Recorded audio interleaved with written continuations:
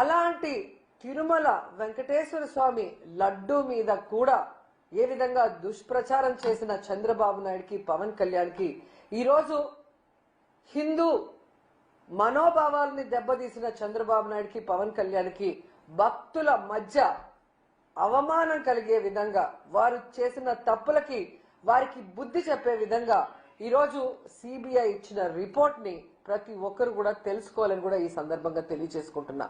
ఎందుకంటే తిరుమల లడ్డు ఇష్యూ చాలా sensitive issue. అందుకే ఈరోజు సుప్రీంకోర్టు చాలా జాగ్రత్తగా దీని మీద ఎంక్వైరీ చేయడానికి సిబిఐని వేయటం జరిగింది. ఆ సిబిఐ మీరు చూస్తే కేంద్ర ప్రభుత్వానికి చెందిన జాతీయ పరిశోధన డైరీ సంస్థ ఏదైతే national dairy research institute Haryana ICAR దానికి మన తిరుమల సంబంధించిన ఈ నెయ్యికి సంబంధించిన ట్యాంకర్ల నుంచి నమూనాలు ఇవ్వటం జరిగింది. వీటిని మీరు చూస్తే 6వ తేదీ 7వ నెల 2024 అలాగే 12వ తేదీ 7వ నెల 2024 వేర్వేరు డేట్స్ లో వేర్వేరు ట్యాంకర్ల నుంచి వేర్వేరు నమూనాల్ని కలెక్ట్ చేసి ఈ జాతీయ పరిశోధన సంస్థ ఏదైతే డైరీకి సంబంధించిందో దానికి పంపడం జరిగింది. ఇది ఎవరో బయట నుంచి తీసిన నమూనాలు కాదు. సీల్ చేసిన వాటిని చెడగొట్టే అవకాశం కూడా లేదు. ఎందుకంటే ఇది అధికారికంగా తీసిన నమూనాలు. ఇవి ఫ్యాక్టరీ నుంచి తీసినవో లేదా రవాణా జరుగుతున్నప్పుడు తీసినవో కాదు.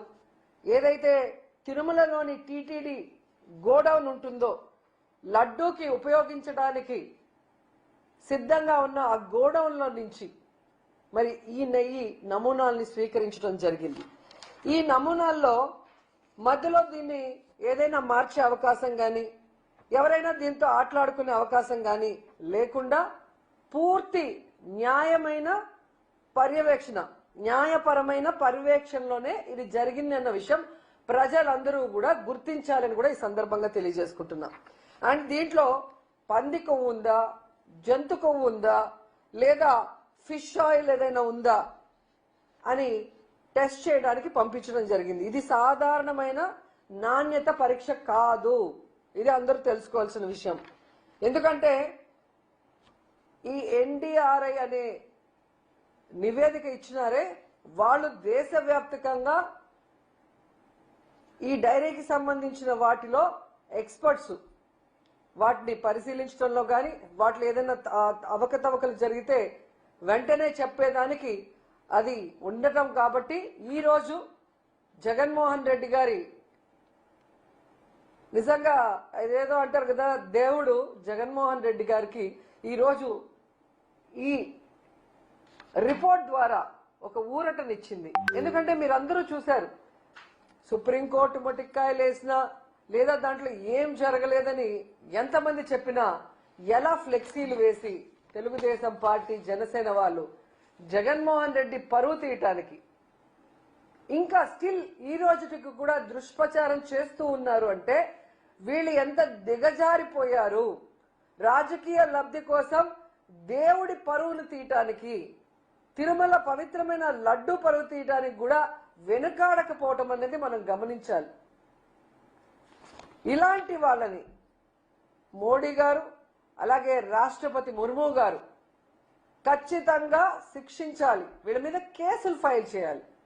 ఎందుకంటే ఈరోజు మీరు చూస్తే భగవంతుడి మీదే తప్పుడు ప్రచారం చేసే ధైర్యం చేశారు అంటే వీళ్ళు ఎంతకైనా తెగిస్తారన్న విషయాన్ని వాళ్ళు గుర్తించాలని కూడా ఈ సందర్భంగా తెలియజేసుకుంటున్నా.